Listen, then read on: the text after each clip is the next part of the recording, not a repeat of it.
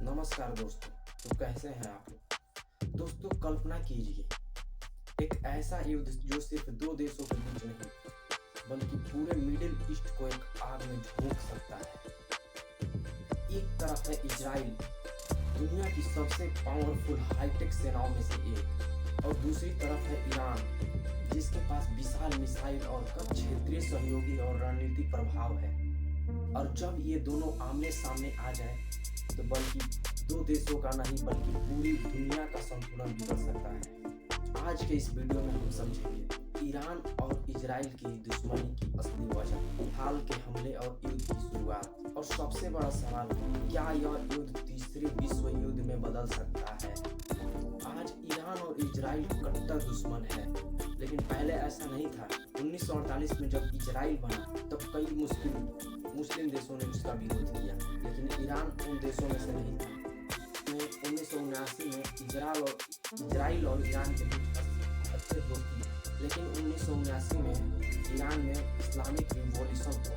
सरकार ने अमेरिका और इजराइल को अपना दुश्मन घोषित कर दिया। इसके बाद से ईरान ने इजराइल को खत्म करने की धमकी देनी शुरू कर दी। वही इजराइल को डर था कि अगर ईरान ताकतवर हुआ तो पूरे मिडिल ईस्ट में अपना प्रभाव बढ़ा देगा।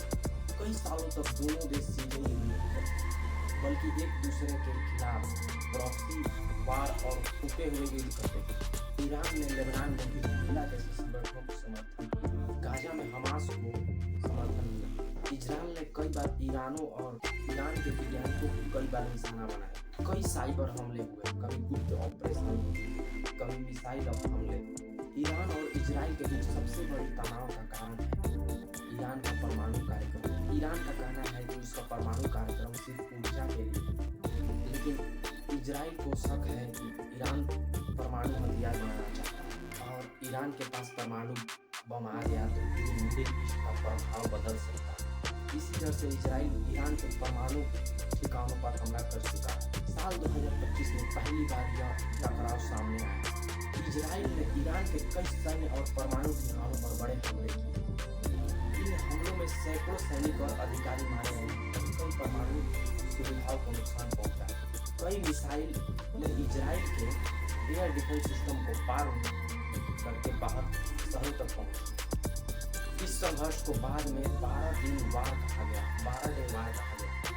हालांकि कुछ समय बाद युद्ध विराम हो गया, लेकिन असली तूफान बाकी था। 2026 में हालात काफी खतरनाक हो गए। इजराइल और अमेरिका ने मिलकर ईरान पर बड़े एयर स्ट्राइक किए। इन हमलों में कई सैन्य ठिकानों और सरकारी संस्थाओं को इन हमलों में ईरान और शीर्ष नेताओं और सैन्य। इसके बाद ईरान ने जोरदार जवाब दिया। इजराइल पर मिसाइलें हमले, अमेरिकी सैन्य ठिकानों पर ड्रोन हमले, खाड़ी देशों में हमले, पूरी मिडिल ईस्ट में तनाव फैल गया। अब यह सिर्फ दो देशों का युद्ध नहीं रह गया, यह युद्ध धीरे धीरे क्षेत्रीय युद्ध में बदलने लगा। ईरान के सहयोगी भी उसमें शामिल होने लगे। उदाहरण के लिए लेबनान में मौजूद हिजबुल्लाह ने भी इजराइल पर हमले शुरू कर दिए। इसके जवाब में इजराइल ने बेरूत पर एयर स्ट्राइक किए। अगर यह युद्ध पूरी तरह छिड़ गया तो कौन जीतेगा? इजराइल की ताकत, अत्याधुनिक air force, iron drone missile defence, अत्याधुनिक टेक्नोलॉजी, अमेरिका का समर्थन। ईरान की ताकत, हजारों बैलिस्टिक मिसाइल, क्षेत्रीय सहयोगी, बड़ी सेना और रणनीतिक भौगोलिक स्थिति, यानी दोनों ही देश बेहद ताकतवर हैं। अगर यह युद्ध बढ़ता है तो इसका असर पूरी दुनिया पर पड़ेगा। सबसे पहले तो असर होगा तेल की कीमतों पर, जो आप लोग देख सकते हैं कि तेल की कीमत कितनी बढ़ रही है, और साथ ही गैसों की भी कीमत बढ़ रही है। मिडिल ईस्ट दुनिया का सबसे बड़ा तेल क्षेत्र है।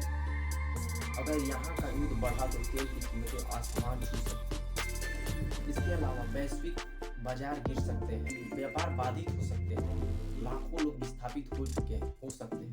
कई विशेषज्ञ मानते हैं कि अगर यह युद्ध और बढ़ा तो इसमें कई बड़े देश शामिल हो सकते हैं। उदाहरण के लिए अमेरिका, रूस, चीन, जो कि आप लोग देख सकते हैं अमेरिका ऑलरेडी शामिल हो चुका है, तो रूस, चीन, यूरोपियन देश भी शामिल हो सकते हैं। अगर ऐसा हुआ तो यह संघर्ष तीसरे विश्व युद्ध का रूप ले सकता है, क्योंकि दुनिया के कई देश इस युद्ध को रोकने की कोशिश कर रहे हैं। आने वाले समय में तीन संभावना है। पहली संभावना, दोनों देश युद्ध विराम कर लें। दूसरी संभावना सीमित युद्ध चलता रहे। तीसरी और सबसे खतरनाक संभावना यह युद्ध पूरे मिडिल ईस्ट को अपनी चपेट में ले ले। इसको रोकने का उपाय है कि ईरान और इजराइल के बीच यह संघर्ष सिर्फ दो देशों का विवाद नहीं है। यह एक ऐसा भू राजनीतिक संघर्ष है जो धर्म, राजनीति, परमाणु हथियार और क्षेत्रीय शक्ति की लड़ाई से जुड़ा हुआ है। और यही वजह है कि पूरी दुनिया की नजर इस युद्ध पर टिकी हुई है।